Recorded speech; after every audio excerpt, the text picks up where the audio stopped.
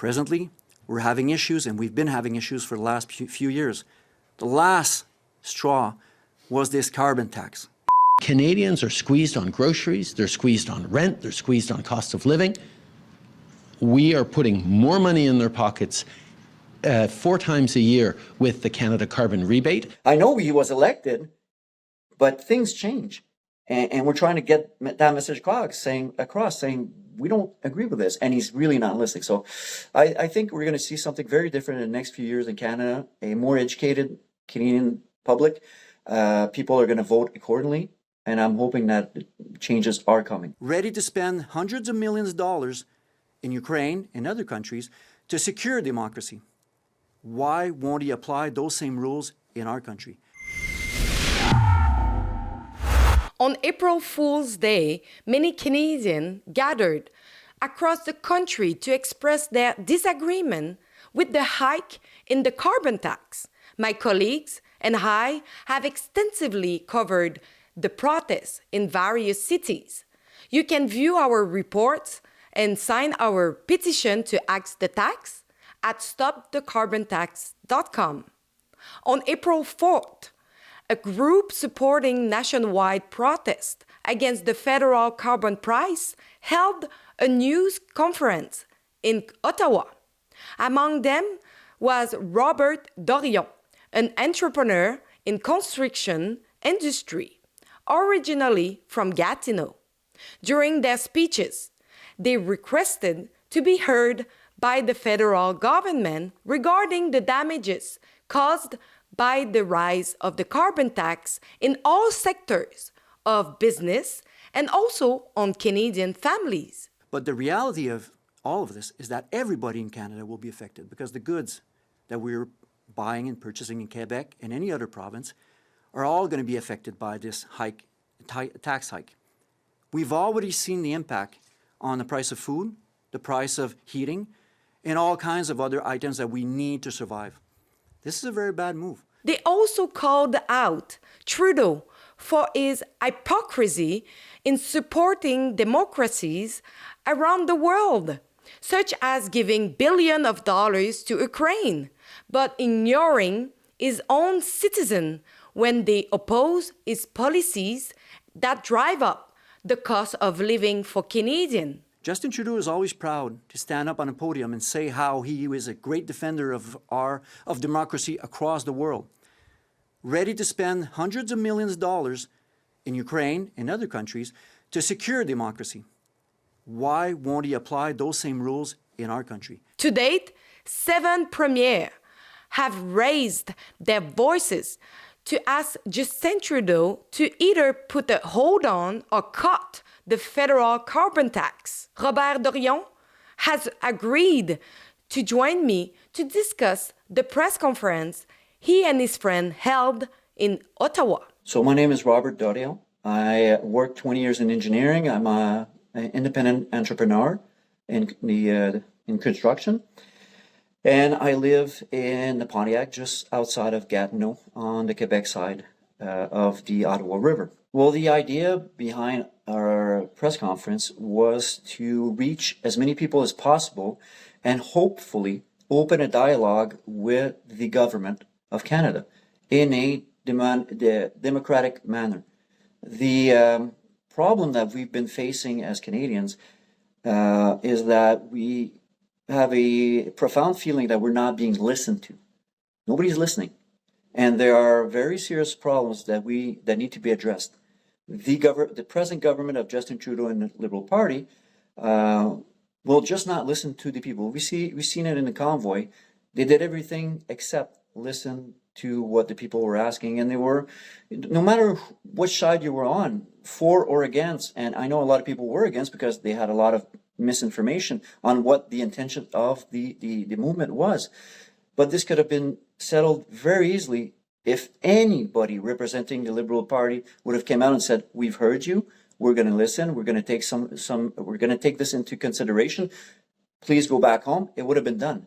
They never even had the decency to step outside and say, "Hi, we acknowledge that there's a problem, and we're going to look into it." Instead, they called us names. Small fringe minority of people who are on their way to Ottawa. And that's the basis of what led us to this press conference a few years after, is trying to find a democratic tool at our disposition to be able to be heard by our government. We are using the tools at our disposition, like we're doing right now, expressing ourselves, expressing our concerns, going out of our way to do press conferences, which we never do. Anybody looking at this, watching this, should realize that this is not normal. This whole scenario is not normal. You don't see regular Canadians standing up, doing a press conference, trying to get the government to listen. A few years back, if you would have told me that I would be doing a press conference in West Block, I would have laughed. I can't do that. I'm not a politician. I don't have the right contacts. I'm not the right person to do that. But yesterday, there was an opportunity to do it. And our goal was to send a message that we are protesting. Yes, there's people in the streets, but we are trying to find a democratic way to resolve this. If he's not willing to have an election for whatever reason, then what my colleague Carl suggested was a referendum.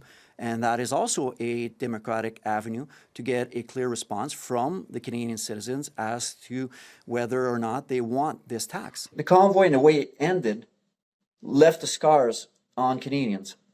And it taught us a good lesson as well. What can happen when we can't achieve negotiations and when we can't open a dialogue. My friend Carl, he spoke about this more than I did, and Carl is a great man with a great heart. We talked with some MPs today to try to figure out a way where we could open a channel with the law enforcement, where we could have a set of rules that apply, that's very clear and everybody can follow. There is no set ground rules for protesters across this country to have a safe, peaceful, and lawful protest.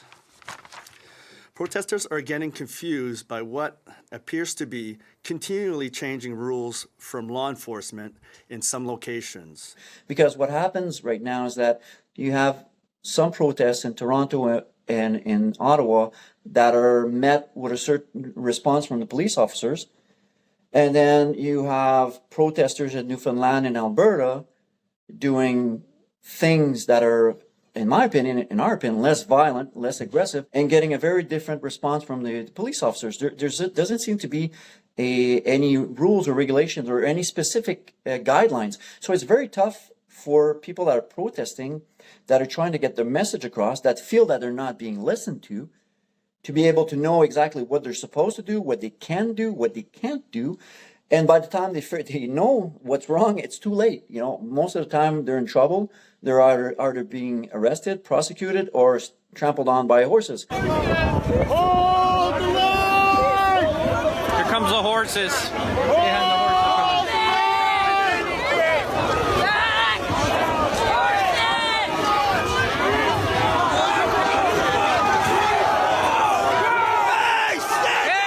The main goal was to be able to pass your message for the press conference. Do you have the impression you have been heard? I was surprised that there wasn't more people there. The mainstream media was not there. I think there was one person from CBC.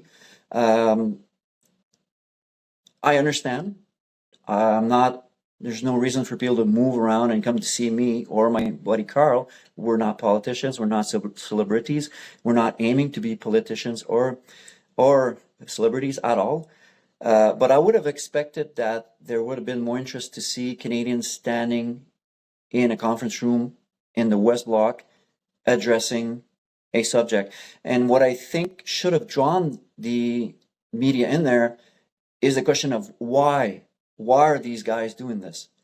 Because we got other things to do. We got jobs. This is not our job. If the politicians aren't listening right now to Canadians and not taking us seriously, they're making a grave mistake. Because I believe that what we're seeing right now is a large portion of the population paying attention to what's going on, getting educated. And we're not the last ones either that are going to be doing this, because we are very, very serious about using democratic ways, peaceful ways to get the message across. If anybody any politician thinks that this is going to go away, it's not going away. Conservative premiers across this country are misleading Canadians. So if he's not ready to meet premiers of other provinces that don't agree or want to discuss the carbon tax, if he's not ready to meet them, that means he's not listening to us at all. Don't forget to go over stopthecarbontax.com, sign our petition, make your voice heard that we need to hack the tax. We don't want more tax on the shoulder of Canadians that struggle already to pay everything at the end of the month. So go over stopthecarbontax.com, sign the petition, and make your voice heard.